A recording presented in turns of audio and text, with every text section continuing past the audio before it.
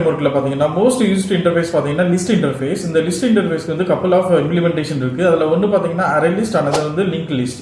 இப்போ இந்த அரே லிஸ்ட்ல வந்து நம்ம எப்படி வந்து எலிமெண்ட்ஸ் ஆட் பண்ணுவோம்னா, நம்ம வந்து ஒன் பை ஒன்னா ஆட் பண்றப்போ வந்து அது சீக்வென்ஷியலா நம்ம என்ன ஆர்டர்ல ஆட் பண்றோமோ அந்த ஆர்டர் வந்து ப்ரிசர்வ் ஆகும்.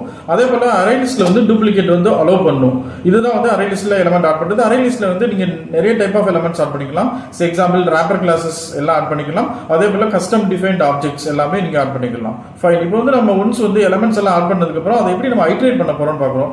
நிறைய வேஸ்ல வந்து நம்ம அரே லிஸ்ட்டை வந்து ஐட்ரேட் பண்ணலாம். அதுல ஃபர்ஸ்ட் வே பாத்தீங்கன்னா இண்டெக்ஸ் பேஸ்ட் ஃபார் லூப் வச்சு ஐட்ரேட் பண்றது. இதோட அட்வான்டேஜ் பாத்தீங்க அப்படின்னா, நீங்க வந்து சில லாஜிக்ல வந்து உங்களோட இண்டெக்ஸ் பேஸ் பண்ணி நீங்க லாஜிக் அப்ளை பண்ணணும்னா you can go for the index based for loop. அதுக்கப்புறம் பாத்தீங்கன்னா enhanced for loop அப்படின்றது இருக்குது. enhanced for loop வந்து ஒரு simple and straight forward for loop தான். ஏன்னா வந்து அதுல வந்து நீங்க என்ன டைப் ஆஃப் எலிமெண்ட்ஸ் இருக்குங்களோ அதை வந்து டைரக்டா நீங்க வந்து மேப் பண்ணிக்கலாம். நீங்க வந்து இண்டெக்ஸ் அது யூஸ் பண்ணணும்னு அவசியம் இல்லை.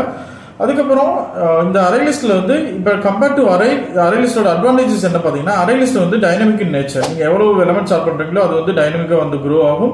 அதே போல இந்த அரே லிஸ்ட்டை வந்து நம்ம அக்சஸ் பண்றதுக்கு வந்து நிறைய பில்ட்-இன் மெத்தட்ஸ் இருக்கு. லைக் கலெக்ஷன் ஃப்ரேம்வொர்க்ல கலெக்ஷன் இன்டர்ஃபேஸ்ல வந்து நிறைய மெத்தட்ஸ் இருக்கு. Like add all, remove all, contains, இந்த மாதிரி நிறைய ஃப்ரீக்வென்ட்லி யூஸ்டு மெத்தட்ஸ் இருக்கு. அதெல்லாம் நம்ம யூஸ் பண்ணணும்னா we can go for the array list compared to array. But சில டிஸ்அட்வான்டேஜும் இருக்கு. ஏன்னா அரே பொறுத்த வரைக்கும் நம்ம சைஸ் வந்து அப்ரண்டா சொல்றதுனால மெமரி யூசேஜ் வந்து பெட்டரா இருக்கும். அதே போல வந்து பெர்ஃபார்மன்ஸ் வந்து அரே இஸ் பெட்டர். பிகாஸ் வந்து அரே லிஸ்ட்ல வந்து நம்ம டைனமிக்கா grow ஆகிறப்ப we need to shift the elements. அது வந்து பெர்ஃபார்மன்ஸ் டிகிரேட் ஆகும். பட் நீங்க அப்ரண்டா வந்து உங்களுக்கு வந்து சைஸ் வந்து தெரிஞ்சுனா you can go for the array.